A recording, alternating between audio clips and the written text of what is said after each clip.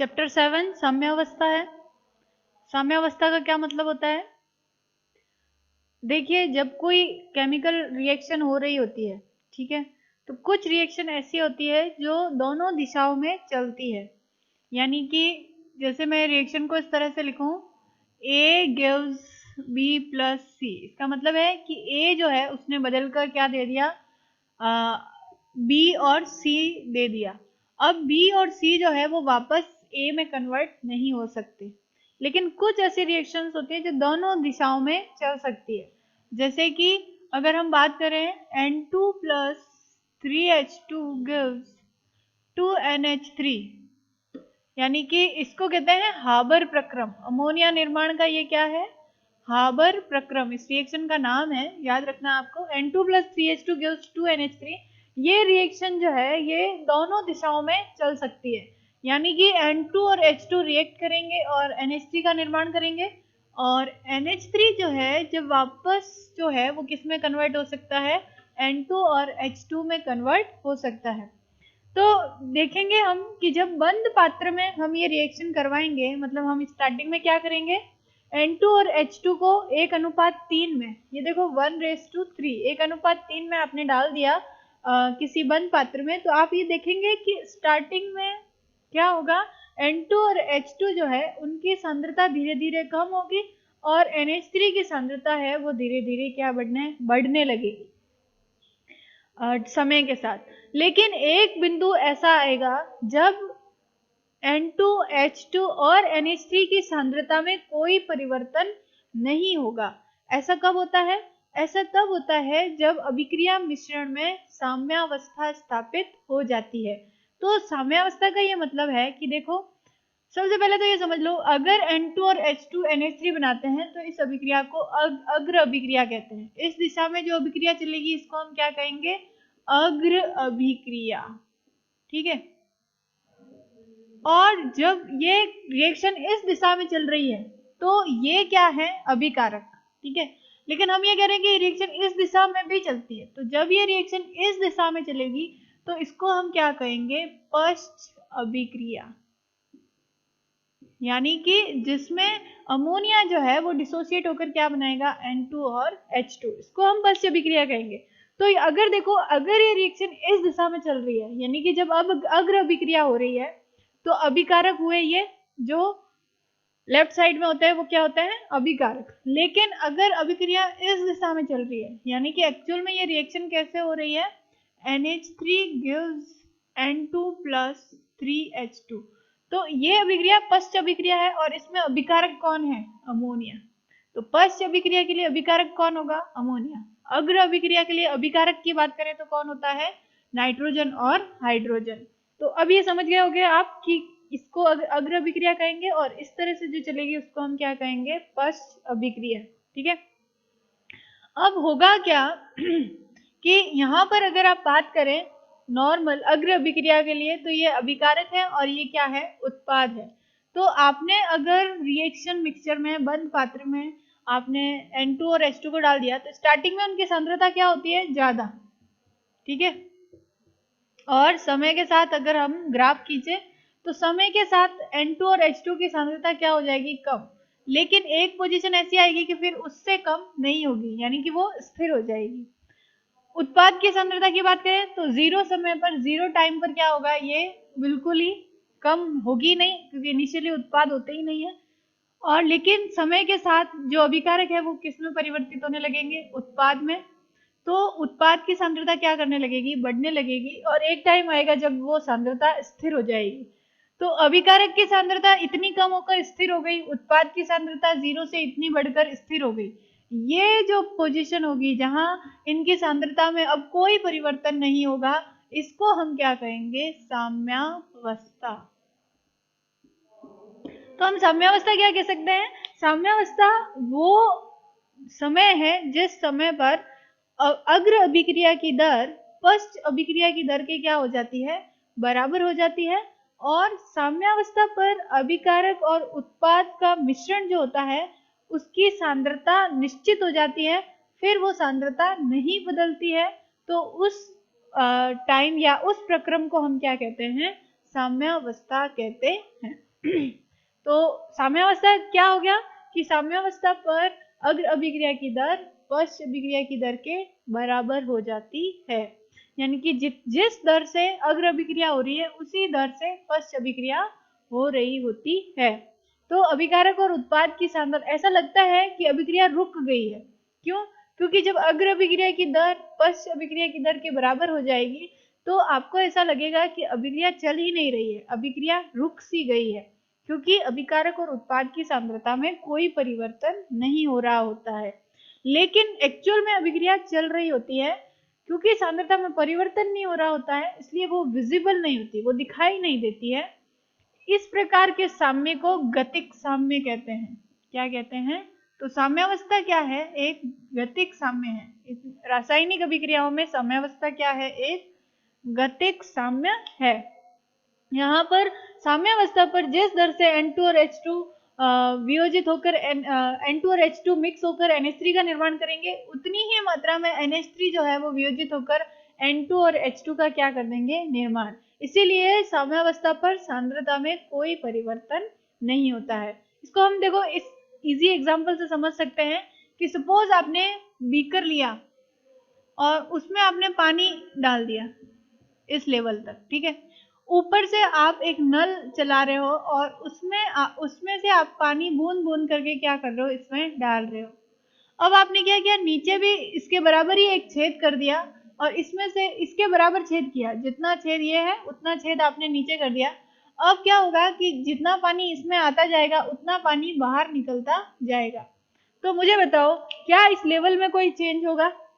क्योंकि जितना पानी आ रहा है उतना ही पानी क्या हो रहा है? बाहर भी जा रहा है। तो इस जो यहाँ पर ये पानी का जो लेवल है इसमें कोई परिवर्तन नहीं दिखाई देगा, क्योंकि जितना एक बूंद ऐड होगी तो एक बूंद निकल जाएगी, दो बूंद ऐड होगी तो दो बूंद बाहर निकल जाएगी। तो यहाँ पर इसके लेवल में कोई परिवर्तन नहीं होगा, मतलब कि इस पानी की सांद्रता में कोई परिवर्तन नहीं होगा। लेकिन इसका मतलब ये थोड़ी ना है कि ये रुका हुआ है, नहीं, ये चल रहा है। प्रोसेस तो क्या हो रहा है? चल रहा है। इसलिए इस साम्य को हम क्या कहेंगे? गतिक साम्य। स्टैटिक साम्य किसे कहते हैं? स्थैतिक साम्य होता है एक, जो रुका हुआ होता है।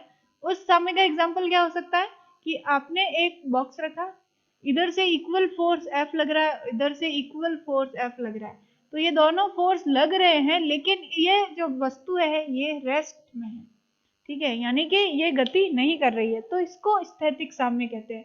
लेकिन यहाँ तो क्या होता है कि रिएक्शन तो दोनों दिशाओं में चल रही होती है, लेकिन क्योंकि दोनों दिशाओं में रिएक्शन समान वेग से चल रही होती है इसलिए हमें जो रिएक्शन है वो होती हुई प्रतीत नहीं होती है, लेकिन एक्चुअल में हो रही होती है। तो इसको हम क्या कहते हैं? गतिक साम्य कहते हैं। तो ये हो गया साम्यावस्था। गुलबर्ग और वागे जो है उन्होंने यहाँ पर एक नियम दिया था जिसे हम लॉ ऑफ मास एक्शन या द्रव्य अनुपाती क्रिया का नियम कहते हैं, ठीक है। जो किसने दिया था? गुलबर्ग और वागे। कहीं पर आपको बुक में वागे लिखा मिलेगा, कहीं पे वाजे लिखा मिलेगा, स्पेलिंग जो होती है वो ये होती है। तो गुलबर्ग और वागे नाम के साइंटिस्ट थे जिन्होंने द्रव्य अनुपाती क्रिया का नियम दिया था। द्रव्य अनुपाती क्रिया नियम, इसको लॉ ऑफ मास एक्शन भी कहते हैं। Law of mass action. और इसके अनुसार एक निश्चित ताप पर अग्र अभिक्रिया की दर जो होती है वो क्रिया कारकों के सक्रिय द्रव्यमान के गुणनफल के समानुपाती होती है। तो देखो, अगर मैं अग्र अभिक्रिया की दर लिख रही हूं, अग्र अभिक्रिया की दर, ठीक है,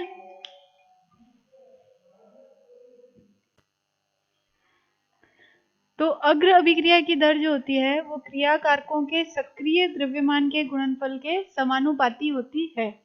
तो अग्र अभिक्रिया की दर अगर मैं लिखूं तो वो किसके समानुपाती है? क्रिया कारकों के सक्रिय द्रव्यमान। यहाँ पर सक्रिय द्रव्यमान जो है इसको हम एक्टिव मास भी कह सकते हैं और उसको बड़े ब्रैकेट से रिप्रेजेंट करते हैं। तो बड़ा ब्रैकेट इज इक्वल टू क्या हो गया? सांद्रता इज इक्वल टू होता है N/V। सांद्रता यानी कि हमने मोलरता पढ़ा था।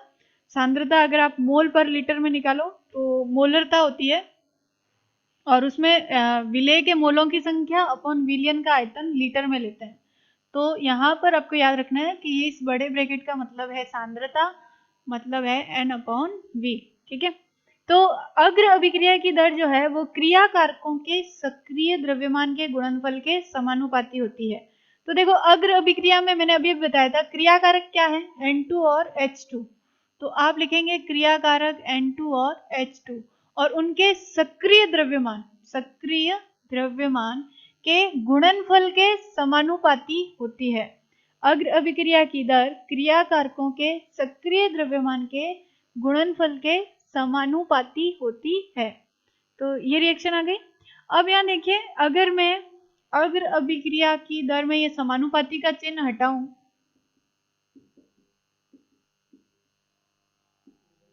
तो आ जाएगा बराबर और एक कांस्टेंट आ जाएगा जिसको मैं K1 लिख लेती हूँ, N2 की सांद्रता और H2 की सांद्रता, इस तरह से पढ़ा जाता है इसको, ठीक है। अब है पश्च अभिक्रिया की दर जो होती है वो उत्पाद की सक्रिय सांद्रता के गुणनफल के समानुपाती होती है। जैसे देखो अग्र अभिक्रिया की दर क्रिया कारकों के सक्रिय द्रव्यमान के गुणनफल के समानुपाती होती है। पश्च अभिक्रिया की दर किसके समानुपाती होगी, उत्पाद के सक्रिय द्रव्यमान के समानुपाती होगी। अगर उत्पाद ज्यादा है तो उत्पादों के सक्रिय द्रव्यमान लिखेंगे। यहाँ पर एक चीज ये ध्यान रखनी कि जब आप ये सक्रिय द्रव्यमान लिखते हो तो ये जो नंबर ऑफ मोल्स होते हैं ये पावर में चले जाते हैं। तो यहाँ H2 की पावर क्या आ जाएगी 3, नंबर ऑफ मोल्स कहाँ चले जाते हैं पावर में, ठीक है, ये ध्यान रखना है। अब अगर मैं पश्च अभिक्रिया की दर लिखूं,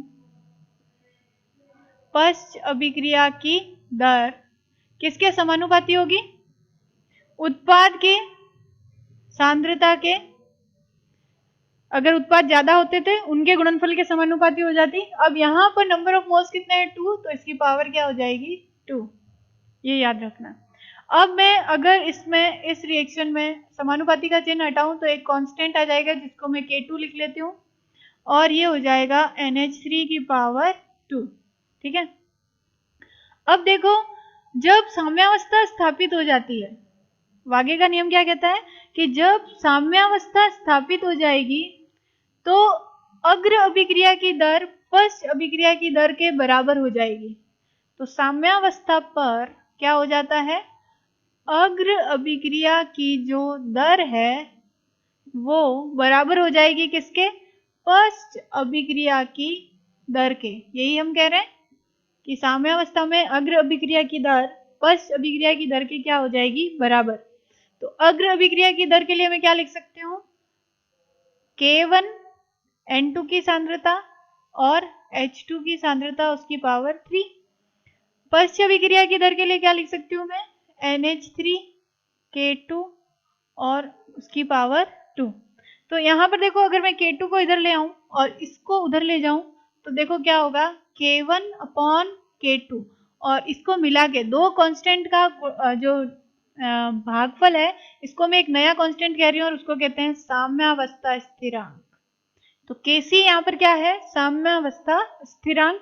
तो Kc इज इक्वल टू क्या हो जाएगा, देखो ये K2 इधर चला गया, ये इधर ही रहेगा, तो ये हो गया NH3 की पावर 2 और यहाँ हो जाएगा ये वाला यहाँ गुणनफल में उधर जाएगा भागफल में हो जाएगा N2 और H2 की पावर क्या हो जाएगी 3।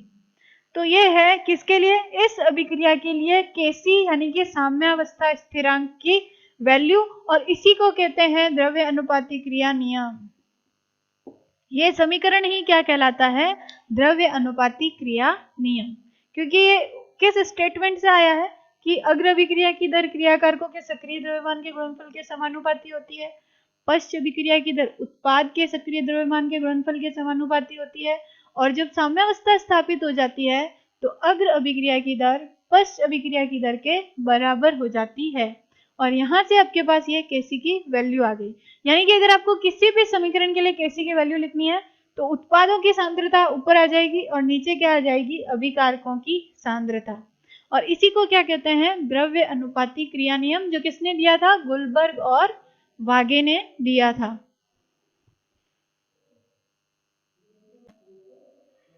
तो अब आपको अगर किसी भी रिएक्शन के लिए केसी यानी कि साम्यावस्था स्थिरांक के लिए समीकरण लिखना है, तो आप क्या कर सकते हैं, हमेशा रिएक्शन को बैलेंस करने के बाद आप उसका केसी लिखेंगे, ठीक है, साम्यावस्था स्थिरांक। तो सपोज इस रिएक्शन के लिए अगर आपको केसी लिखना है, तो पहले आपको ये समझना है कि यहाँ ए और बी, कैपिटल ए बी क्या है, अभिकारक, कैपिटल सी और डी क्या है, उत्पाद, और जो ये small A B C D लिखे हुए हैं ये इनके नंबर ऑफ मोल्स हैं, ठीक है। तो अगर आपको इनके लिए केसी का वैल्यू लिखना है इस समीकरण के लिए, तो आप क्या लिखेंगे, पहले उत्पादों की सांद्रता, तो सी की सांद्रता और इसके जो नंबर ऑफ मोल है स्मॉल सी वो क्या आ जाएगा इसके ऊपर पावर में, फिर डी की सांद्रता और इसके जो नंबर ऑफ मोल है वो क्या आ जाएंगे इसकी पावर में, डिवाइड में क्या लिखेंगे, अभिकारकों की सांद्रता, तो A की सांद्रता की पावर A और B की सांद्रता की पावर B। इस तरह से इस समीकरण का मैंने क्या लिख दिया, Kc। तो अब आप किसी भी समीकरण के लिए इसी तरह से Kc लिख सकते हैं, पहले उत्पादों की सांद्रता ऊपर और नीचे अभिकारकों की सांद्रता। जैसे एक समीकरण मैंने यहाँ लिख के रखा है H2 plus I2 gives 2HI। इस समीकरण के लिए अगर आपको Kc लिखना है तो आप कैसे लिखेंगे, HI की सांद्रता की पावर 2, क्योंकि ये 2 क्या है, नंबर ऑफ मोल्स, और यहाँ H2 की सांद्रता, इसके आगे कोई नंबर नहीं है, और I2 की सांद्रता। तो ये हो जाएगा इस समीकरण के लिए Kc का मान। इसी तरह से आप इस समीकरण के लिए लिख सकते हैं, देखो Kc इज इक्वल टू क्या हो जाएगा, NO की पावर 4 और H2O की सांद्रता की पावर 6 और NH3 की पावर 4 और O2 की पावर क्या हो जाएगी 5। तो अब एग्जाम में आपको Kc का मान लिखने के लिए दे सकते हैं किसी भी रिएक्शन के लिए। याद रखना है Kc लिखने से पहले रिएक्शन बैलेंस होना बहुत जरूरी है, ठीक है। यहाँ पर एक और बात है कि अगर आप सपोज इस रिएक्शन को अपोजिट करके लिखा हुआ होता है ऐसा, 2HI gives H2 plus I2, तो इसके लिए आप Kc निकालते, तो देखो अगर मैंने H2 plus I2 gives 2HI, इसके लिए इसको Kc मान लिया है, तो इसके लिए मैं इसको क्या मान लेती हूँ, Kc डैश, ठीक है। तो ये अगर आप देखें तो इस अभिक्रिया की ये क्या है, व्युत्क्रम अभिक्रिया है, ठीक है। तो ये हो जाएगा इसका व्युत्क्रम साम्यावस्था स्थिरांक, ठीक है। अब इसके लिए आप Kc डैश लिखेंगे तो क्या आएगा आपके पास, देखो अब उत्पाद ये हो गए और अभिकारक ये हो गए, तो H2 I2 अपॉन क्या आ जाएगा, HI का स्क्वायर। अब देखो जो Kc की वैल्यू है वो क्या है, HI का स्क्वायर अपॉन H2I2, तो ये HI का स्क्वायर H2I2, यहाँ पर आप क्या लिख सकते हैं, Kc लिख सकते हैं, तो Kc dash is equal to क्या हो जाएगा, 1 अपॉन Kc। यानी कि अगर आप किसी अभिक्रिया का व्युत्क्रम करके, यानी कि सपोज आपको इस अभिक्रिया के लिए Kc पता हो और आपको इस अभिक्रिया के लिए Kc पूछ ले, तो दोनों में रिलेशन क्या होगा, Kc डैश जो होगा वो क्या होगा, 1 अपॉन Kc। इसकी जो भी वैल्यू होगी उसको 1 से डिवाइड कर दोगे तो आपके पास क्या आ जाएगा, Kc डैश, ठीक है। इसको हम कैसे कह सकते हैं कि जो उत्क्रम अभिक्रिया होती है, उल्टी अभिक्रिया जो होती है उसको क्या कहते हैं, उत्क्रम अभिक्रिया, और उसका साम्यावस्था स्थिरांक अग्रिम अभिक्रिया के साम्यावस्था स्थिरांक का व्युत्क्रम होता है, जस्ट उल्टा होता है, ठीक है।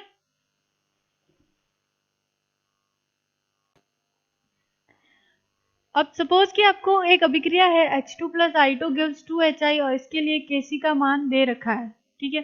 सपोज कुछ भी मान दे रखा है Kc का, 2 मल्टीप्लाई बाय 10 टू पावर 2 दे रखा है, ठीक है। अब अगर आपको ऐसी कोई रिएक्शन दें जिसमें यही बैलेंस जो H2 प्लस I2, मैं अगर लिख दूं half H2 plus half I2 is equal to HI, इस रिएक्शन के लिए आप Kc फाइंड आउट कीजिए, ठीक है। तो क्योंकि ये Kc है इसलिए इसको मैंने Kc डैश माना है। अब आपको अगर इस रिएक्शन के लिए दे रखा है और इस रिएक्शन के लिए ज्ञात करना है, तो पहले सबसे पहले देखो कि इस रिएक्शन में क्या किया कि ये रिएक्शन मिल गई। तो देखो इस रिएक्शन में, इस पूरी रिएक्शन को अगर आप 2 से डिवाइड कर दो तो आपको ये रिएक्शन मिल जाती है, ठीक है। यानी कि आपने इसको हाफ से मल्टीप्लाई किया, ऐसा भी समझ सकते हैं। देखो अगर मैं इसको 2 से डिवाइड करूं तो ये 1/2 हो जाएगा, ये 1/2 हो जाएगा, और इसको 2 से डिवाइड करूं तो 2 क्या हो जाएगा, 1, तो ये रिएक्शन आ जाएगी। मतलब इस रिएक्शन को 2 से डिवाइड करने पर ये रिएक्शन आई। लेकिन इस अभिक्रिया में जो अभिकारक है वो इसमें भी है, यानी कि अभिक्रिया की दिशा तो सेम ही है दोनों की। तो यहाँ क्या होगा, जो ये Kc होगा, नया वाला Kc डैश, वो क्या होगा, Kc की पावर हाफ। मतलब आपने जिस नंबर से उसको क्या किया है, मल्टीप्लाई। देखो अगर आप देखो मल्टीप्लाई किया है तो किससे किया है, हाफ से। पूरी रिएक्शन को अपने हाफ में मल्टीप्लाई किया। तो आप वो जो n होगा, मतलब कि रिलेशन क्या होता है, Kc dash is equal to Kc की पावर n होता है। तो यहाँ n इज इक्वल टू क्या है, इस रिएक्शन के लिए आपके पास n इज इक्वल टू क्या आया, हाफ। तो ये क्या हो गया, Kc की पावर हाफ। ठीक है, यानी कि आप Kc का वर्गमूल निकालेंगे तो आपके पास Kc डैश की वैल्यू आ जाएगी। तो ये रिलेशन होता है अगर अभिक्रिया की दिशा सेम है तो। और अगर उल्टी कर लो तो 1/Kc की पावर n हो जाएगा। ठीक है, अगर मैं इस रिएक्शन को ऐसे लिखती कि इसके लिए ये Kc दे रखा है, H2 plus I2 gives 2HI। इस रिएक्शन के लिए Kc आपको गिवन है, ठीक है, दिया है। और आपको अगर मैं उल्टा करके लिख देती, HI gives half H2 plus half I2, तो देखो क्योंकि ये अग्र अभिक्रिया है और ये उल्टी है, इसकी व्युत्क्रम है, तो व्युत्क्रम में Kc डैश और Kc में रिलेशन व्युत्क्रम होता है। ठीक है, और यहाँ पर क्योंकि ये इसके आधे से डिवाइड करने से आया, तो यहाँ पर क्या आ जाएगा, आधा। तो अब समझ गए होंगे आपको, अगर अभिकारक सेम है दोनों में, मतलब अभिक्रिया को उल्टा नहीं किया है और किसी नंबर से मल्टीप्लाई किया हुआ है, तो वो नंबर इसकी पावर में चला जाता है। तो Kc dash is equal to Kc की पावर n। लेकिन अगर उल्टा कर दिया है तो व्युत्क्रम की पावर में चला जाएगा। तो यहाँ पर रिलेशन क्या आ जाएगा, Kc dash is equal to 1/Kc की पावर n। उल्टा करके अगर किसी नंबर से मल्टीप्लाई किया हुआ है तो ये रिलेशन होगा, अगर सीधा सीधा ही मल्टीप्लाई किया हुआ है किसी नंबर से तो ये रिलेशन होगा। यहाँ n क्या है, वो नंबर जिससे रिएक्शन को मल्टीप्लाई किया है। जैसे सपोज ऐसा भी हो सकता था कि H2 plus I2 gives 2HI है, अगर मैं इसको ऐसा लिख देती कि 2H2 plus 2I2 gives 4HI। तो यहाँ देखो इस रिएक्शन को 2 से मल्टीप्लाई किया तो ये रिएक्शन मिली। तो इसके Kc और इसके Kc, suppose Kc double dash मानो, तो रिलेशन क्या हो जाएगा, Kc की power 2। Kc double dash is equal to क्या हो जाएगा, Kc की पावर 2। ठीक है।